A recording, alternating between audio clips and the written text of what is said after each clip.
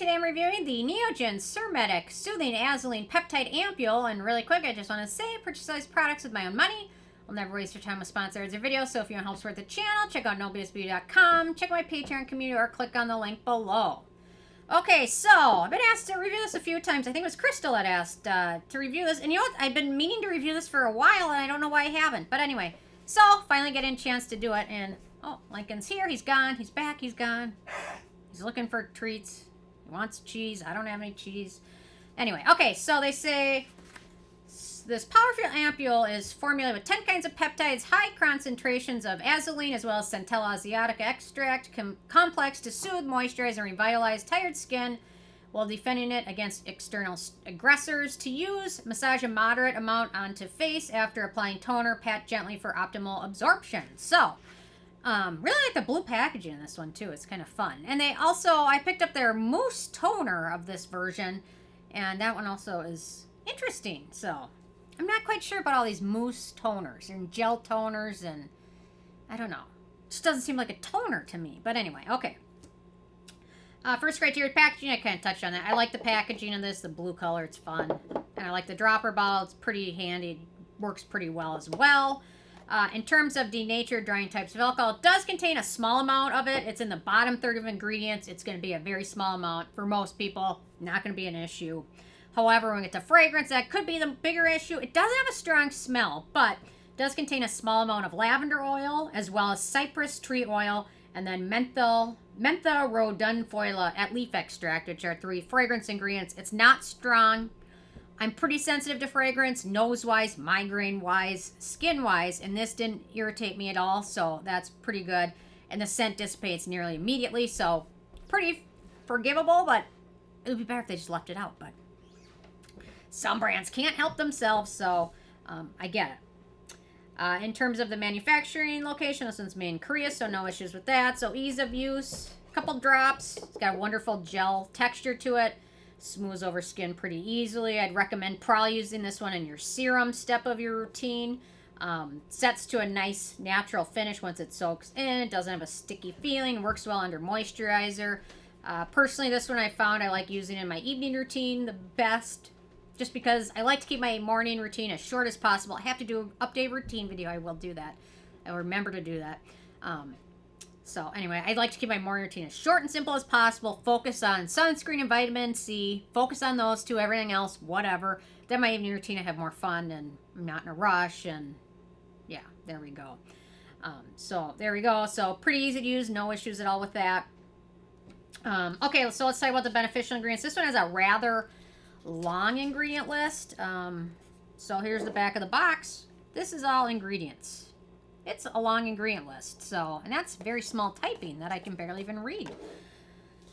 Okay, so we've got adenosine, which is a cell-communicating ingredient. We've got that Guiaazulene, which is a soothing antimicrobial ingredient related to chamomile. We've got copper tripeptide, which is skin-soothing, antioxidant, cell-communicating ingredient that also may help with firming skin, fine lines, and wrinkles. Then we've got several different peptides. We've got tripeptide 1, palmitoyl tripeptide, hexapeptide 11, acetohexapeptide 8, palmitoyl tetrapeptide 7, palmitoyl pentapeptide 4, hexapeptide 9, nonapeptide 1. There we go. A lot of peptides. They're all awesome. Cell-communicating ingredients. They may help with anti-aging, firming skin, wrinkles, fine lines, as well as product absorption. So nice long list of good peptides in there. Great for skin. Wonderful. Then we've got birch sap juice, which is a skin conditioning ingredient. We've got licorice root, another skin brightening antioxidant. Green tea leaf extract, another good antioxidant. We've got this subaki extract, which is skin brightening as well as an antioxidant ingredient.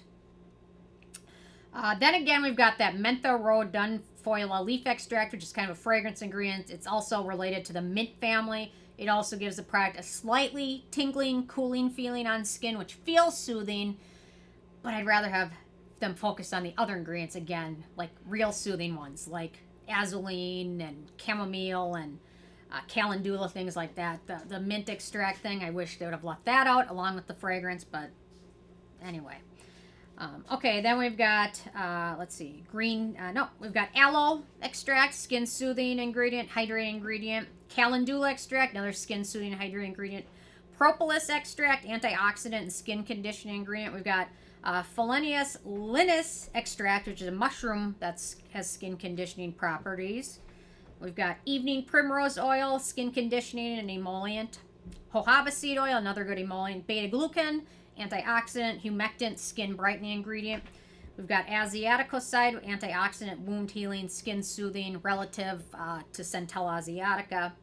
And we've got another Centella derivative, a maticasic acid, which is antioxidant, wound healing properties.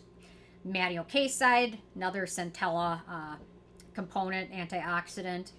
Green tea seed oil, emollient. Shea butter, antioxidant, emollient. Avocado seed oil, emollient, antioxidant. We've got allantoin, skin soothing ingredient.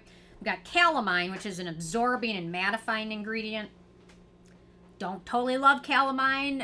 It's kind of becoming a big thing on TikTok. Use calamine lotion as a makeup primer. Don't do that. Don't do that. It's just not great for your skin to be using that every single day, especially in the amounts. In a smaller amount, probably not as big a deal, but that's another video for another time. We've got tea tree oil, which is soothing, antioxidant, and anti-acne ingredient, as well as antimicrobial, antibacterial. Also has a little bit of a scent to it. Panthenol, skin soothing ingredient. We've got mugwort extract, another good skin soothing ingredient. We've got sodium hyaluronate, which is a humectant. We've got mannitol, which is a sugar-derived humectant.